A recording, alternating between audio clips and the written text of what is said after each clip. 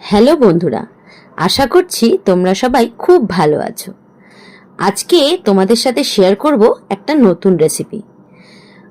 আমের সিজন আসতে আসতেই আমরা কিন্তু আম দিয়ে বিভিন্ন ধরনের রেসিপি ট্রাই করি, যেমন আম পানা, আমের শরবত, আমের চাটনি, আমের আইসক্রিম। তো আজকে আমি ট্রাই করলাম আম দিয়ে পাটিসাপটা। আমরা তো পাটিসাপটা খেতে সবাই খুব ভালোবাসি। তো এইভাবে চলো আমরা একবার আমের পাটিসাপটা বানিয়ে দেখি।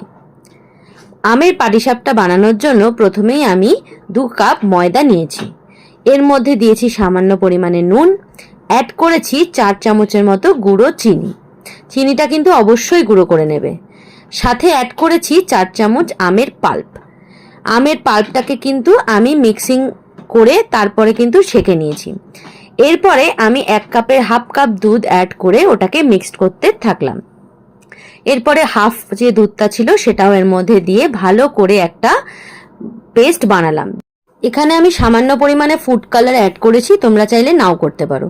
দেখো পেস্টের ঘনত্বটা ঠিক ওরকম হবে। এরপর একটা কড়াইতে আমি 1 কাপ দুধ গরম করে তার মধ্যে 2 চামচ চালের গুঁড়ো দিয়েছি। চালের গুঁড়ো দেওয়ার সাথে সাথে কিন্তু দুধটাকে নাড়বে, না হলে কিন্তু ওটা লাম্প হয়ে যাবে।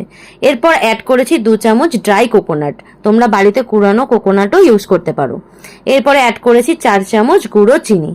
এরপরে এই দুধটাকে খুব ভালো করে নাড়তে হবে এবং চালের গুঁড়োটা দেওয়ার পরে পরেই দেখতে পারবে তোমরা যে দুধটা কিন্তু আস্তে আস্তে ক্রিমের মতো হয়ে যাবে। এরপরে অ্যাড করেছি আমি সামান্য পরিমাণে এলাচ গুঁড়ো আর 4 চামচের মতো আমের পাল্প। তো সব কিছু দেওয়ার পরে সমানে কিন্তু এগুলোকে নাড়িয়ে যেতে হবে, না হলে কিন্তু কড়াইতে লেগে যেতে পারে আর লাম্প হয়ে যেতে পারে।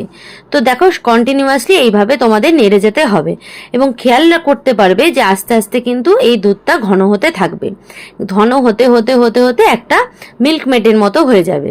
দেখো এখানে কিন্তু আমি গ্যাসের ফ্লেমটা একদম লোতে রেখে সমানে এরমভাবে নেড়ে গেছি এবং দেখো আস্তে আস্তে কিভাবে এটাকে ঘন করেছি। ব্যাস এই অবস্থাতে এবার আমি গ্যাসের ফ্লেমটাকে অফ করে ওটাকে ঠান্ডা করতে রাখবো। এবার ফ্রাইং প্যানে তেল ব্রাশ করে নিয়ে ব্যাটারটা দিয়ে দেবো। দিয়ে হাতা দিয়ে ব্যাটারটাকে ফ্রাইং প্যানে গোল করে ঘুরিয়ে ছড়িয়ে নেব। এরপরে এটার মধ্যে অ্যাড করব হচ্ছে বানিয়ে নেওয়া পুরটা।